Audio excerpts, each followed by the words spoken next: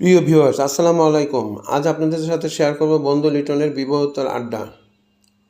আড্ডার এক পর্যায়ে বন্ধু লিটনকে উপহার সামগ্রী প্রদান করা হয়। প্রিয় ভিউয়ার্স, আমার পেজটি ফলো দিয়ে লাইক, কমেন্ট, শেয়ার করার জন্য ভুলবেন না। আপনাদের সহযোগিতা ব্যতীত আমার পেজটি সামনে আগানো কোনোভাবেই সম্ভব নয়। অতএব আমার পেজটিকে ফলো দেওয়ার জন্য বিনীত অনুরোধ করছি। সকলকে ধন্যবাদ।